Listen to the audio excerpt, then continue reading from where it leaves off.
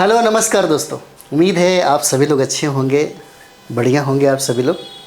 तो जैसा कि हम लोग प्रारंभ से ही है ना, बिहार स्पेशल में हम लोग अभी जो सेशन हम लोग देख रहे हैं इतिहास का, बिहार का इतिहास से प्रश्न जो है बीपीएससी में और बीपीएससी के टीचर में बहुत ही ज़्यादा पूछा जाता है।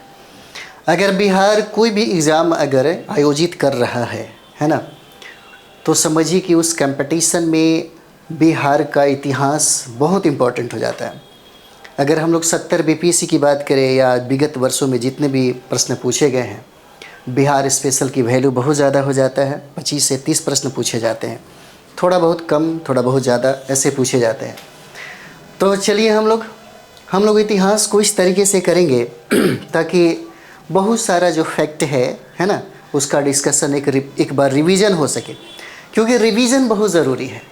अगर कंपटीशन को फाइट करना है और आपने एक साल तक अगर किसी भी चीज़ का अगर आपने तैयारी किया है, बड़ा ज़ोर शोर से लगन के साथ किया है, तो उसका रिवीजन करना बहुत ज़रूरी है।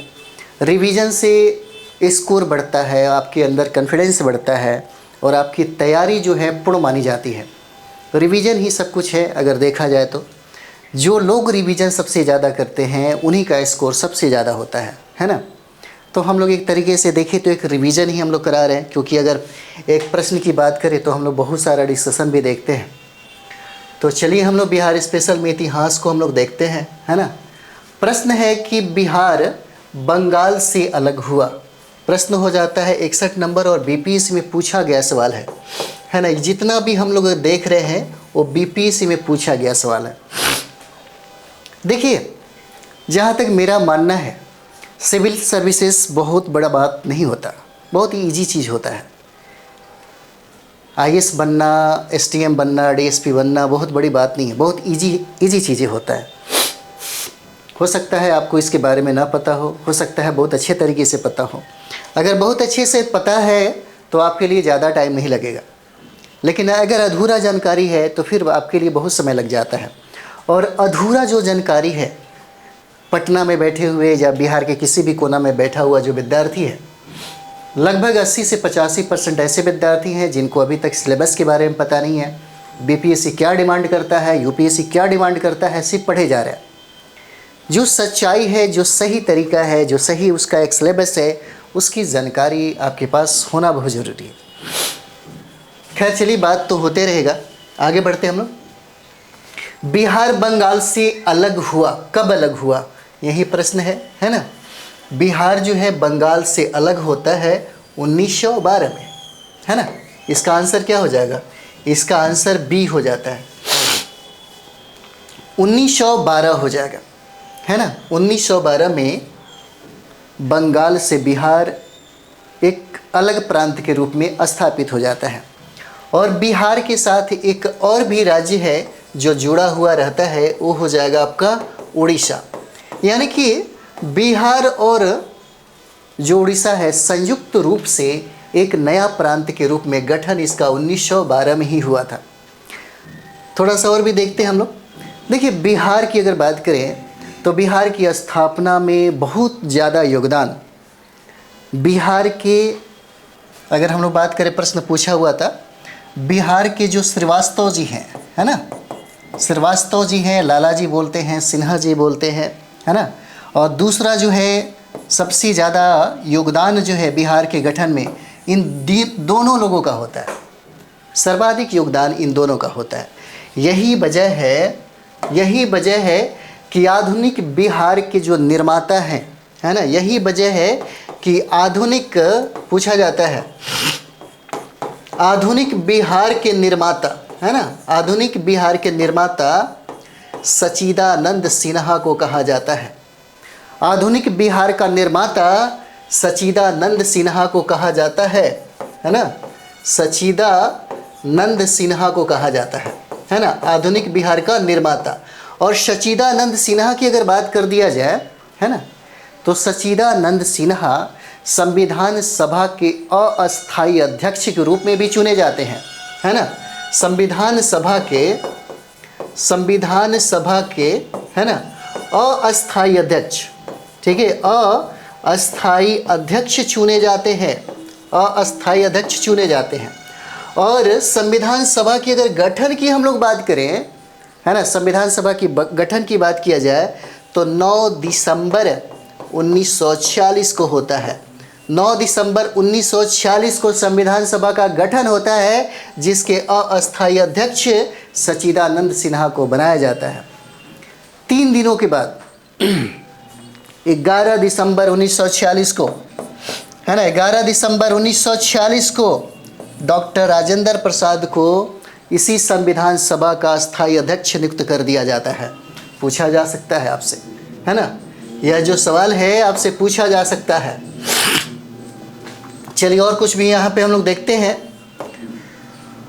बहुत समय के बाद, यानी कि आप कह सकते हैं कि भारत में 1935 का जो एक्ट है लागू हो गया, और इसी एक्ट के अनुसार, है ना, इसी एक्ट के अनुसार बिहार से एक नया जो राज्य है बना, जिसका नाम है उड़ीसा। उड़ीसा अलग हो जाता है, यानी कि बिहार से, है ना, उड़ीसा जो है, उड़ीसा वह एक अलग राज्य के रूप में स्थापित होता है।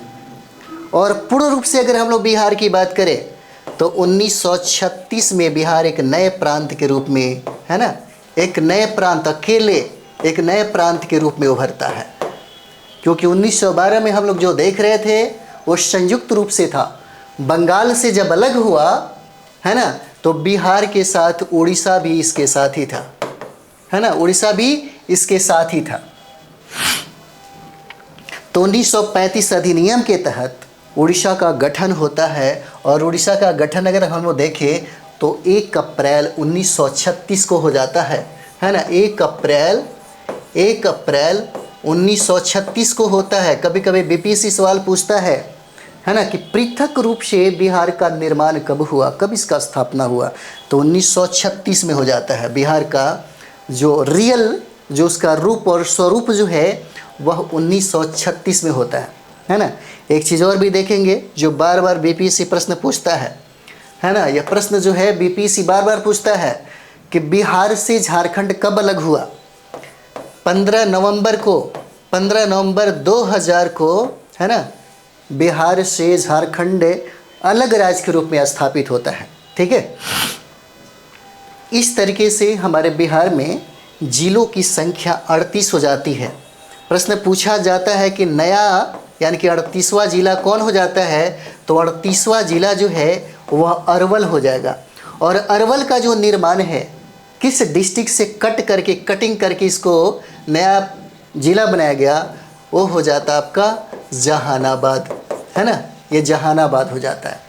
ठीक है, तो ये जहानाबाद हो जाएगा, है ना। पूछा जाता है, अक्सर बहुत बार पूछा गया है कि बिहार से झारखंड कब अलग हुआ। 15 नवंबर 2000 को क्या है, अलग होता है ना। यही वजह है, अगर हम लोग देखें यहाँ पे बिहार की स्थापना के पीछे की अगर थोड़ी सी कहानी को, तो कहानी पे अगर चर्चा करेंगे तो बहुत लंबा हो जाएगा। हम लोग फैक्ट की बात करें, एग्ज़ाम है ना, एग्ज़ाम का समय है। सिर्फ हम लोग जितना फैक्ट देखें, है ना, फैक्ट की मतलब एनालिसिस और जो फैक्चुअल है उसको देखें एग्ज़ाम के पर्पज़ से। देखिए, बिहार दिवस जो है 22 मार्च को मनाया जाता है ना, क्योंकि इसी 22 मार्च 1912 को एक नए प्रांत के रूप में गठन हुआ था बिहार। और यही वजह होता है कि 22 मार्च को हम लोग बिहार दिवस मनाते हैं, है ना, बिहार दिवस हम लोग मनाते हैं। 22 मार्च को बिहार दिवस मनाते, याद करते चलिए। सारा का सारा फैक्ट हम लोग एग्ज़ाम के व्यू से ही करा रहे हैं। ठीक है, एक चीज़ और हम लोग देखेंगे, कभी कभी प्रश्न आपसे पूछता है कि पहली बार कौन सा ऐसा पत्रिका था, कौन ऐसा समाचार पत्र था जिसमें बिहार, यानी कि पृथक बिहार की मांग की गई थी, है ना, पृथक बिहार की मांग की गई थी। तो देखिए, वो समाचार पत्र जो है जिसका नाम है बिहार टाइम्स, है ना, जिसका नाम है बिहार टाइम्स, बिहार टाइम्स हो जाता है, या कह सकते हैं, है ना, या कह सकते हैं बिहारी समाचार पत्र। देखिए, बिहार टाइम्स या बिहारी समाचार पत्र का जो प्रकाशन हुआ 1894 में होता है ना, 1894 में होता है, वो भी पटना से, है ना, वो भी कहाँ से होता है, पटना से। और इसी बिहारी समाचार पत्र में पहली बार, है ना, पहली बार पृथक बिहार की मांग रखी गई, है ना, पृथक बिहार की मांग की मांग रखी गई। अच्छा एक चीज़ देखिए, ये बिहार की जो स्थापना है, बिहार का जो नाम रखा गया है, यह तुर्कों के द्वारा नाम रखा गया है ना। क्योंकि देखिएगा बिहार शरीफ जो है वहाँ दो चीज़ का केंद्र मिलता है, एक तो हो जाता है धर्म का और दूसरा हो जाता है विद्या का। इसी वजह से बिहार का जो तुर्कों ने नामकरण किया, तो बिहार का मतलब होता है, प्रश्न पूछा जाता है बौद्ध मठ हो जाएगा, है ना। क्या हो जाता है? बौद्ध मठ, बौद्ध मठ हो जाएगा। मतलब है ना, बौद्ध मठ है, मतलब हो जाता है ना। मतलब अगर देखिए तो इसका मतलब होता है बौद्ध भिक्षुओं का निवास स्थल, है ना। पूरा भारत तो बौद्धमय ही था, पूरा भारत जो है बौद्धमय ही था। अगर पूरी दुनिया में हम लोग अगर पहला धर्म की अगर बात करें, जो सनातनी अक्सर कहते हैं, तो यही बुद्ध ने, महात्मा बुद्ध ने ही चलाई थी। बाद में बाकी लोगों ने उसको अपना बना लिया, है ना।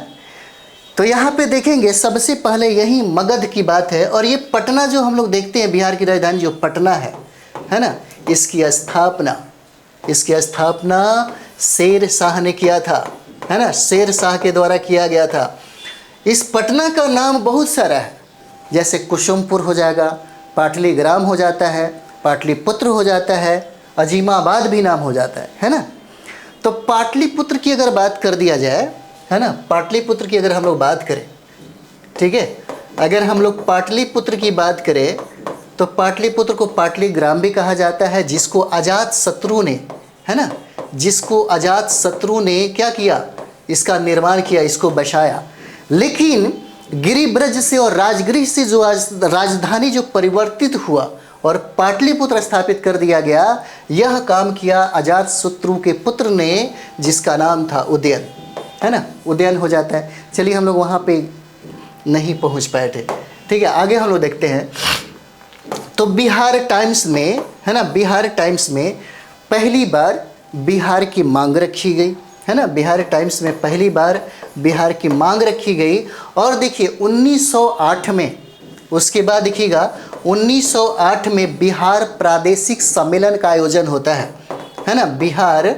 बिहार प्रादेशिक सम्मेलन का, ठीक है, बिहार प्रादेशिक सम्मेलन का आयोजन होता है यहाँ पे, बिहार प्रादेशिक सम्मेलन का। और इसी बिहार प्रादेशिक सम्मेलन में बिहार की मांग रखी गई, है ना, बिहार की मांग रखी जाती है यहीं पे, है ना।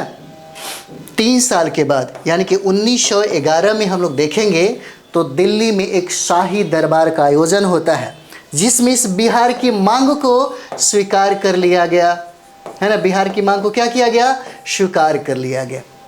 और 22 मार्च 1912 को यह जो बिहार है, बिहार राज्य के नए रूप में क्या हुआ? प्रभावी हो जाता है। और यही वजह है कि हमारे बिहार के लोग अक्सर, है ना, इस दिन बड़ी धूमधाम से बिहार दिवस के रूप में मनाते हैं, है ना, 22 मार्च को, ठीक है।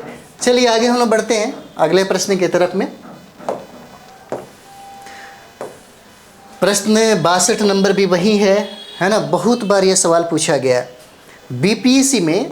अगर आप 10-12 सालों का जब आप अध्ययन करेंगे प्रश्नों का, क्योंकि अध्ययन करना चाहिए, अगर आप बीपीएससी टीचर का एग्ज़ाम दे रहे हैं, है ना, तो जो पूछा गया सवाल है उसको ज़रूर एक बार स्टडी कर लीजिए, इससे बहुत फ़ायदा होता है।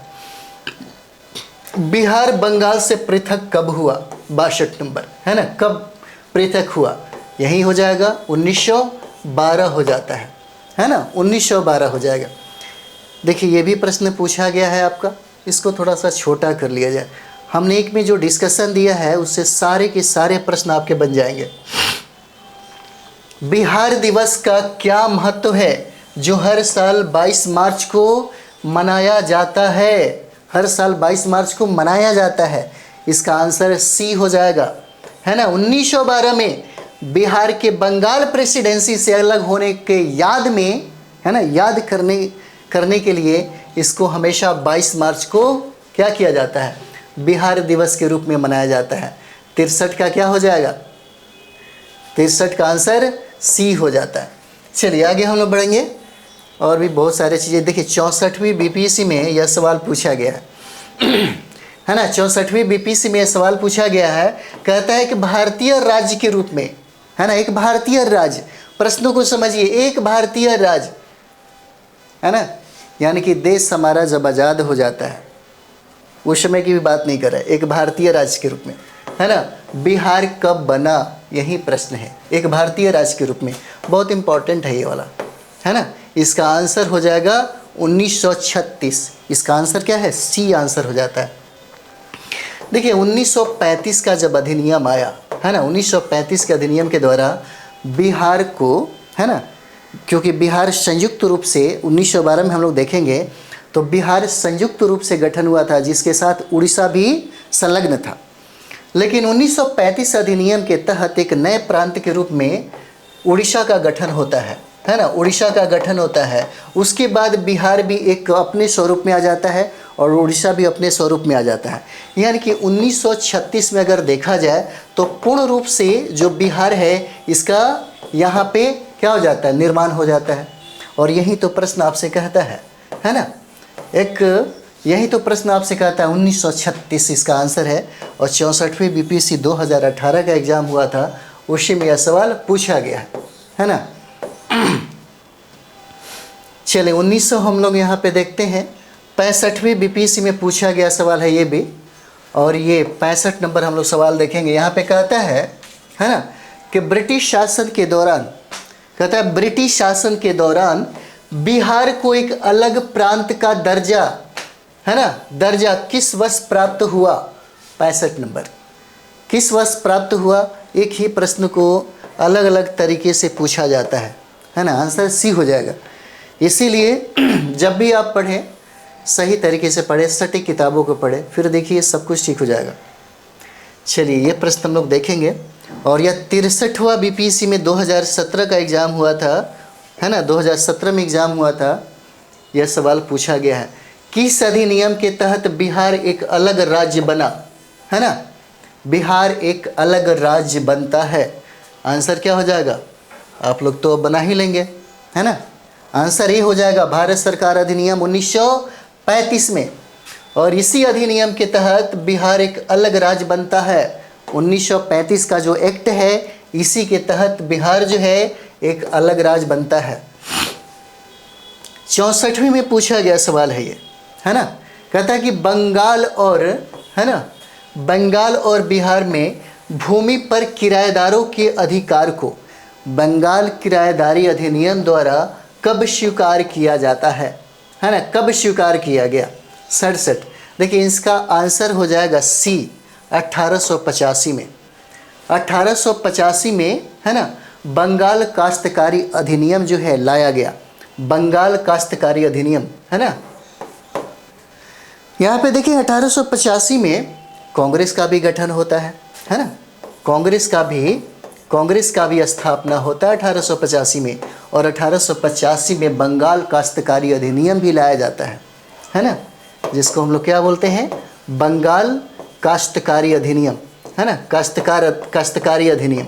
देखिए बंगाल काश्तकारी अधिनियम की अगर हम लोग बारे में बात करें, है ना, तो यहाँ पे देखिएगा यह जो अधिनियम लाया गया था, है ना, इसमें जो अधिनियम लाया गया था, इसमें क्या था कि मतलब व्यापक किसान जो आंदोलन थी, व्यापक जो किसान आंदोलन था, है ना, व्यापक किसान, है ना, किसान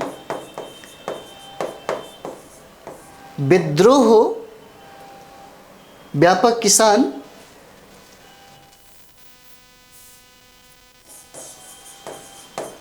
विद्रोह के विरोध में, है ना, विरोध में जमींदारों और उनके किराएदारों को परिभाषित किया गया था। इसी में, इसी 1885 काश्तकारी जो अधिनियम हम लोग बोलते हैं, या ये कह सकते हैं इसको, बंगाल और बिहार में भूमि पर किराएदारों के अधिकारों को बंगाल किराएदारी अधिनियम द्वारा कब स्वीकार किया गया, है ना। अच्छा यहाँ पे एक चीज़ देखेंगे, यहाँ पे हम लोग एक चीज़ देखेंगे कि यहाँ पे जो व्यापक तरीके से जो किसानों का जो विरोध हो रहा था, है ना, क्योंकि देखिएगा सामूहिक रूप से या ये कह सकते हो संगठन रूप से बहुत बेजोड़ तरीके से इन ज़मींदारों का, क्योंकि ज़मींदारों की जो शोषणकारी जो नीतियाँ थीं, इसका विरोध किया जा रहा था। और इसका विरोध जो है पबना विद्रोह के रूप में हम लोग देख सकते हैं, पबना किसान विद्रोह के रूप में, है ना, पबना किसान विद्रोह के रूप में हम लोग देख सकते हैं। लगभग इन लोगों की लड़ाई 1870 से शुरू होता है ना, 1870 से इनकी जो लड़ाई है वो प्रारंभ हो जाता है। और ये जो लड़ाई है इसी कानून के खिलाफ लड़ाई होता है। जैसे में हम लोग अगर देखते हैं यहाँ पे तो देखिएगा 1793 ईस्वी में, है ना, ब्रिटिश गवर्नमेंट के द्वारा एक अस्थाई बंदोबस्त लागू किया जाता है ना, अस्थाई बंदोबस्त लागू किया जाता है, जिसमें बंदोबस्त लागू किया जाता है 1893 में। और इसी में ज़मींदारों को पूर्ण रूप से, है ना, अपने ज़मींदारी का, यानी कि ज़मींदारों को पूर्ण अधिकार दिया जाता है। और इसके साथ साथ अगर देखा जाए तो इसके साथ साथ यानी कि वंशानुगत भूमि अधिकार भी प्राप्त हो जाते हैं, यानी कि उसका बेटा मरने के बाद वो बनेगा, उसके बाद वो बनेगा, वंशानुगत जो है भूमि पर अधिकार यहाँ पे बन जाता है। लेकिन यहाँ पे किराएदारों को परिभाषित नहीं किया जाता है, जिसकी मांग धीरे धीरे बढ़ती है ना, जिसकी मांग धीरे धीरे बढ़ती है। और यही 1885 में 1885 में क्या होता है, इन्हीं बंगाल के किराएदारी अधिनियम लागू कर दिया जाता है और इनको बेहतर तरीके से परिभाषित भी किया जाता है। ठीक है, चलिए आगे बढ़ते हैं हम लोग। अगला प्रश्न हम लोग देखते हैं यहाँ पे 68 नंबर सवाल है। कहता है कि बिहार विधान परिषद की पहली बैठक किस वर्ष, है ना, किस वर्ष बुलाई गई थी। 68 नंबर, बिहार विधान परिषद की पहली बैठक, है ना, किस वर्ष बुलाई गई थी। इसका आंसर क्या हो जाएगा, बी हो जाता है। इसका आंसर बी हो जाएगा, बहुत महत्वपूर्ण है ना। बिहार विधान परिषद की पहली बैठक, ठीक है, पहली बैठक किस वर्ष बुलाई गई थी। तो पहली बैठक हम लोग देखेंगे तो 20 जनवरी, है ना, 20 जनवरी 1913 को, है ना, 1913 को इसका बैठक जो है बुलाई गई थी। और यह बुलाई गई थी बांकीपुर में, और बांकीपुर में आपको पता ही होगा, बांकीपुर पटना में है ना। एक चीज़ और भी देखिए यहाँ से फैक्ट जो है आपके लिए, यहीं पे 1912 में पहली बार बिहार में कांग्रेस अधिवेशन किया जाता है ना। पहली बार कांग्रेस का अधिवेशन होता है 1912 में। और 1912 में इसकी अध्यक्षता जो है ये आर.एन. माधोलकर करते हैं, आर.एन. माधोलकर करते हैं। पूछा जाता है बहुत बार ये प्रश्न पूछा गया है कि बिहार में पहली बार कांग्रेस का अधिवेशन कब बुलाई जाती है ना। और ये 1912 में होता है, बांकीपुर में होता है, यही बांकीपुर पटना में। उसके बाद 1922 में कांग्रेस का अधिवेशन होता है ना। 1922 में कांग्रेस का अधिवेशन बिहार में होता है और बिहार के गया में होता है, जहाँ की अध्यक्षता सी.आर. दास करते हैं, है ना, जहाँ की अध्यक्षता सी.आर. दास करते हैं यहाँ पे, है ना, जहाँ की अध्यक्षता सी.आर. दास करते हैं। ठीक है, थोड़ा सा और भी हम लोग जानेंगे। देखिए अगर हम लोग यहाँ पे देखें, है ना, 68 हम लोग देख रहे हैं, बिहार विधान परिषद की पहली बैठक किस वर्ष बुलाई गई थी। हम लोगों ने इसका आंसर दिया 1913 में होता है ना। तो एक चीज़ देखिएगा यहाँ पे देख लिया जाए, इंडियन काउंसिल एक्ट की बात करें, है ना, यहाँ पे देखिए इंडियन काउंसिल एक्ट, है ना, इंडियन काउंसिल एक्ट हो जाएगा, है ना, कौन सा, 1861। और 1909, है ना, 1909 में संशोधन किया गया। इंडियन काउंसिल एक्ट 1861 और 1909 में संशोधन करके गवर्नमेंट ऑफ इंडिया एक्ट बनाई गई। गवर्नमेंट ऑफ इंडिया एक्ट, है ना, हम लोग यहाँ पे देखते हैं गवर्नमेंट ऑफ इंडिया एक्ट बनता है ना, इंडिया एक्ट बनता है और इसका स्थापना होता है। यह जो है गवर्नमेंट ऑफ इंडिया एक्ट है 1912 में आता है, जिसके तहत, है ना, 1912 में आता है, जिसके तहत बिहार विधान परिषद की स्थापना होती है, बिहार विधान परिषद का गठन होता है ना। इंडियन काउंसिल एक्ट 1861 और 1909 में संशोधन करने के बाद government of India, Indian act जो है यह बनता है 1912 में और इसी के तहत विधान परिषद का गठन होता है, जिसमें, ठीक है, जिसमें 3 पदेन सदस्य होते हैं, 3 पदेन सदस्य होते हैं, जिसमें 21 निर्वाचित सदस्य होते हैं, है ना, 21 निर्वाचित सदस्य होते हैं और 19 जो है मनोनीत सदस्य हो जाते हैं, है ना, मनोनीत सदस्य हैं, ठीक है, मनोनीत सदस्य हो जाते हैं। अगर हम लोग वर्तमान में देखेंगे कि बिहार विधान परिषद में अभी वर्तमान में सदस्यों की संख्या कितना है ना, तो सदस्यों की संख्या 75 हो जाता है। जब हमारा झारखंड अलग नहीं हुआ था उस समय यहाँ पे विधान परिषदों की संख्या 95 थी, है ना। चलिए आगे बढ़ते हैं हम लोग। यहाँ पे हम लोग देखेंगे 67वीं बीपीएससी में पूछा गया सवाल है, री एग्ज़ाम हुआ था, है ना, इसी में पूछा गया सवाल है। प्रश्न कहता है कि बिहार के प्रथम भारतीय गवर्नर कौन थे, है ना, बिहार के प्रथम भारतीय गवर्नर कौन हो जाते हैं, ठीक है। तो ये हो जाएंगे आपके सत्येंद्र प्रसन्न सिन्हा, है ना, सत्येंद्र प्रसन्न सिन्हा हो जाते हैं। इसका आंसर क्या है, ए हो जाता है, सत्येंद्र प्रसन्न सिन्हा। बहुत इंपॉर्टेंट है, बहुत बार पूछा गया सवाल है ना, सत्येंद्र प्रसन्न सिन्हा हो जाते हैं, ठीक है। बिहार के प्रथम भारतीय गवर्नर कौन है, ठीक है, प्रथम गवर्नर कौन हो जाते हैं, ठीक है, तो ये सत्येंद्र प्रसन्न सिन्हा हो जाते हैं। देखिए अगर हम लोग बात करें तो 1920 और 21 में, है ना, 1920-21 में ये सत्येंद्र प्रसन्न जो सिन्हा है ना, प्रथम भारतीय गवर्नर थे, प्रथम, है ना, प्रथम भारतीय गवर्नर थे, भारतीय गवर्नर थे, ये प्रथम भारतीय गवर्नर थे।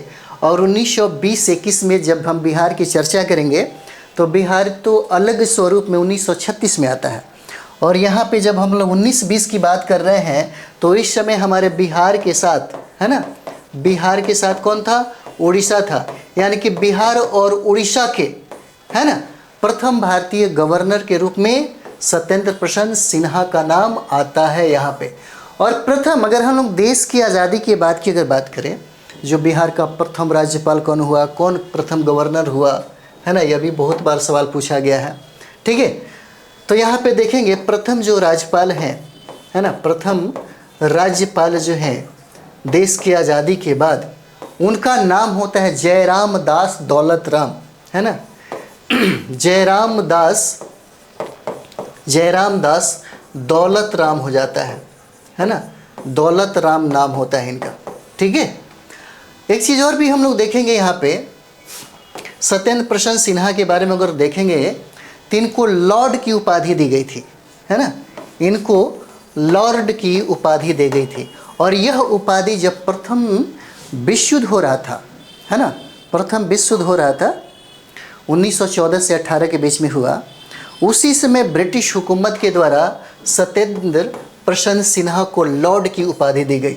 और ये ब्रिटिश वायसराय की अगर बात किया जाए यहाँ पे, तो वायसराय की काउंसिल में ये कानून के एक सदस्य थे, ये बहुत इम्पोर्टेंट है ना, वायसराय के, ठीक है, काउंसिल में कानून सदस्य के रूप में भी सत्येंद्र प्रसन्न सिन्हा को नामित किया गया था, जो इम्पोर्टेंट है।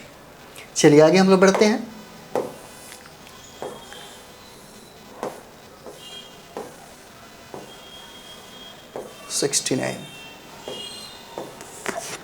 चलिए यहाँ पे देखते हैं, बहुत इम्पोर्टेंट है आपके लिए, 1908 के, है ना, 1908 के छोटा नागपुर काश्तकारी अधिनियम ने रोक लगाई, किसका रोक लगाई, है ना, किसका रोक लगाई, ये देखिए इसका आंसर सी हो जाएगा, बेठ बेगारों पर, है ना, ये क्या हो जाता है, बेठ बेगारों पर इसका आंसर हो जाएगा, ठीक है। यानी कि काश्तकारी अधिनियम को जब लागू किया गया, है ना, तो यहाँ पे देखिएगा एक खुटकठी प्रथा थी, खुटकठी प्रथा थी। इस खुटकठी प्रथा को या खुटकठी अधिकार को 1908 के अंतर्गत इस अधिकार को जनजातीय समाज के लिए मान लिया गया। क्योंकि जो आप छोटा नागपुर काश्तकारी अधिनियम जो आप देख रहे हैं वर्तमान में, यह मुंडा विद्रोह का परिणाम है, यह मुंडा आंदोलन के प्रतिक्रियाओं का है ना ये परिणाम हो जाता है। और इसी के तहत जबरन जबरदस्ती बेगारी कराना है ना, जबरन जबरदस्ती बेगारी कराना, बलात् जो श्रम होता है उसका उन्मूलन कर दिया गया, उसका उन्मूलन कर दिया गया।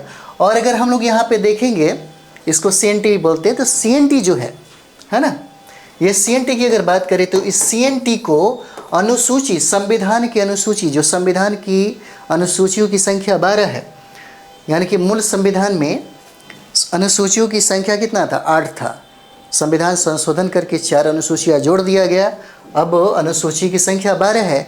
तो 9वीं अनुसूची में है ना, 9वीं अनुसूची में इसको रखा गया, 9वीं अनुसूची में इसको रखा जाता है ना, ताकि न्यायिक समीक्षा से ये परे हो सके।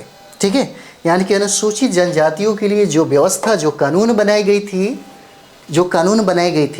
वो कानून में अभी भी संशोधन होते। जैसे में अगर हम लोग बात करें तो ये CNT की बात है, तो CNT 1955 में है ना, 1955 में ये संशोधन किया गया, इसमें संशोधन किया गया। और ये संशोधन अभी अगर वर्तमान में देखें तो लगभग 26 बार संशोधन किया गया है ना, लगभग 26 बार संशोधन किया गया है। ठीक है, CNT में अभी तक 26 बार संशोधन किया गया, फिर भी यह जो कानून है अनुसूचित जनजातियों को जो उद्देश्य, जिस उद्देश्य से इस कानून को बनाया गया था, उस उद्देश्य को अभी तक प्राप्त नहीं किया है, क्योंकि जल जंगल ज़मीन अभी भी उनके हाथों से परे है। ठीक है, उनके हाथों से क्या है, परे है। क्योंकि भारत में अगर देखा जाए तो सबसे ज़्यादा बुरा हाल अनुसूचित जाति और अनुसूचित जनजातियों के हैं। कानून तो बनाई गई, लेकिन कानून को अमल नहीं लाया गया, अभी भी वो समस्या ज्यों का त्यों ही दिखाई देता है। ठीक है, तो चलिए हम लोग यहाँ तक रहा, हम लोग फिर इसे और आगे करेंगे, है ना। बहुत सारा प्रश्न है, क्योंकि डिस्कशन में बहुत सारा चीज़ें हम लोग फैक्ट सिर्फ एग्ज़ाम के व्यू से ही करेंगे। तो आप लोग जितना हो सके रिवाइज करिए, और आप लोग ज़रूर इसे अपने दोस्तों के बीच में, अपने साथी संगियों के बीच में ज़रूर एक बार शेयर करें। ठीक है, तो मिलते हैं हम लोग अगले वीडियो में। थैंक यू वेरी मच आप सभी लोगों को।